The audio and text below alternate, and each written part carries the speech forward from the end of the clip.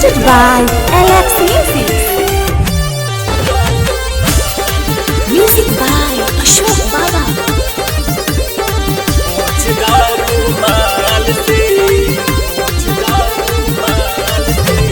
चढ़ल बा जवानी तो चुआ तट पानी,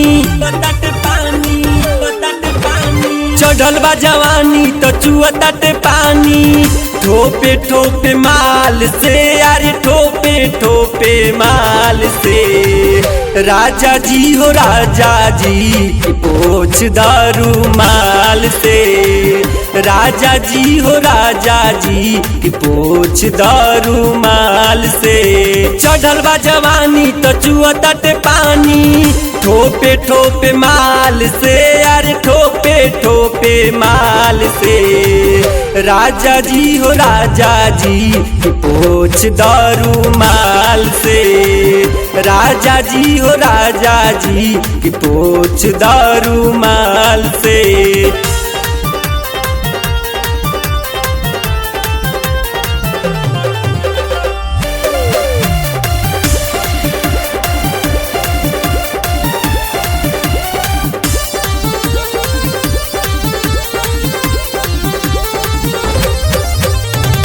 गरमी के दिन सैया गरम मशीन हो। नए लहंगवा गीला कैले बाटे पीन हो, कैले बाटे पीन हो। गरमी के दिन सैया गरम मशीन हो। नए लहंगवा गीला कैले बाटे पीन हो। फेकताटे लहर सहाला नहीं कहर, फेकताटे लहर सहाला नहीं कहर। आजू नहीं काल से, अरे आजू नहीं काल से। राजा जी हो राजा जी की पोछ दारू माल से। राजा जी हो राजा जी की पोछ दारू माल से।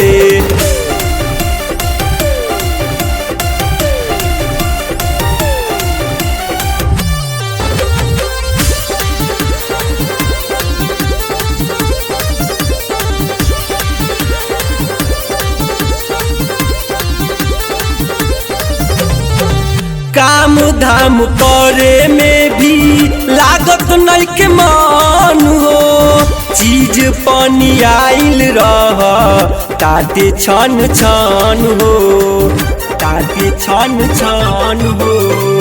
काम धाम करे में भी लागे नहीं मान हो। चीज पानी आइल रह ताते छन छन हो। लिख बाटे हेने कि लिख बाटे होने, बाटे होने, बाटे होने। लिख बाटे हेने कि लिख बाटे होने।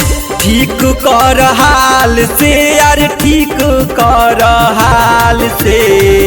राजा जी हो राजा जी की पोछ दारू माल से। राजा जी हो राजा जी की पोछ दारू माल से।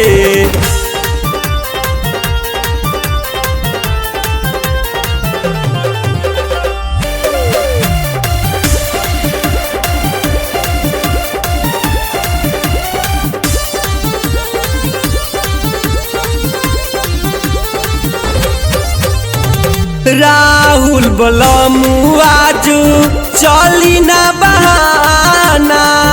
तू ही समार सैया तोहरे हक खजाना, तोहरे हक खजाना। राहुल बलमु आज चली ना बहाना। तू ही संभाल सैया तोहरे हक खजाना। सुन बात सारा दिला द छुटकारा, सुन बात सारा दिला द छुटकारा। एह जंजाल से, अरे जंजाल से। राजा जी हो राजा जी की पोछ दारू माल से। राजा जी हो राजा जी की पोछ दारू माल से।